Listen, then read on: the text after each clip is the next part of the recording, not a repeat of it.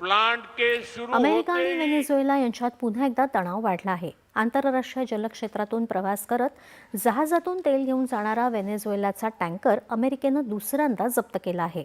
त्यामुळे व्हेनेझुएलानं अमेरिकेवर तेल टँकरची चोरी आणि चालक दलाचं अपहरण केल्याचा आरोप करत या कृत्याची निंदा केली आहे. व्हेनेझुएलाच्या उपराष्ट्रपतींनी या घटनेबद्दल समाजमाध्यमांवर एक संदेश प्रसारित केला आहे. या चोरीसाठी जबाबदार लोकांची गय केली जाणार नाही आणि अशा दुष्कृत्यांना जबाबदार लोकांना न्यायासनासमोर आणि इतिहासासमोर आपल्या अपराधाबद्दल उत्तर द्यावं लागेल, असं त्यांनी या संदेशात म्हटलं आहे. संयुक्त राष्ट्र सुरक्षा परिषद आणि अन्य बहुपक्षीय संस्था आणि सरकारांना या कारवाईची माहिती दिली जाईल, असं व्हेनेझुएलानं म्हटलं आहे. यापूर्वी अमेरिकेचे राष्ट्राध्यक्ष डोनाल्ड ट्रम्प यांनी व्हेनेझुएलावर अंमली पदार्थांच्या तस्करीद्वारे दहशतवादाचा आरोप करत तिथून होणाऱ्या प्रतिबंधित तेल टँकर वाहतुकीवर नाकाबंदी लावली होती. त्या पार्श्वभूमीवर अशा टँकर्सच्या जप्तीची कारवाई सुरू आहे.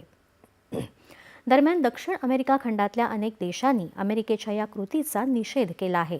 व्हेनेझुएलावर कोणतीही सैन्य कारवाई झाल्यास त्याचे परिणाम गंभीर होतील आणि ते साऱ्या जगासमोर एक उदाहरण म्हणून सिद्ध होईल, असा इशारा ब्राझीलचे राष्ट्रपती लुला दा सिल्वा यांनी दिला आहे.